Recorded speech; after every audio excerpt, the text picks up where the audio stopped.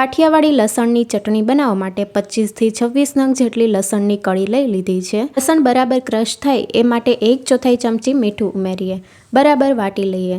લસણ ક્રશ થઈ ગયું છે તો હવે લસણની ચટણીમાં ઉમેરવાની મસાલા પેસ્ટ બનાવી લઈએ। 3 ચમચી કાશ્મીરી લાલ મરચું પાવડર, 1 ચમચી ધાણા જીરું પાવડર, સ્વાદ પ્રમાણે મીઠું ઉમેરીએ।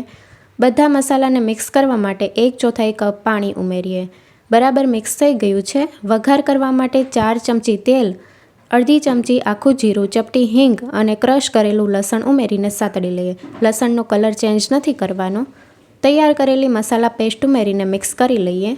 લસણવાળી ચટણીને થોડી પાતળી કરવા માટે 2 ચમચી જેટલું પાણી ઉમેરીએ, બરાબર મિક્સ કરી લઈએ અને હવે ઢાંકણ ઢાંકીને 2 મિનિટ માટે કૂક થવા દઈએ। મીડિયમ ગેસની ફ્લેમ ઉપર કૂક થતાં 2 મિનિટ થઈ ગઈ છે। લસણની ચટણીમાંથી તેલ છૂટું પડવા લાગ્યું છે। બધા ટેસ્ટને બેલેન્સ કરવા માટે 1/4 ચમચી ખાંડ ઉમેરીએ, 1 ચમચી લીંબુનો રસ ઉમેરીને મિક્સ કરી લઈએ। લસણવાળી ચટણી તૈયાર છે। Thank you for watching.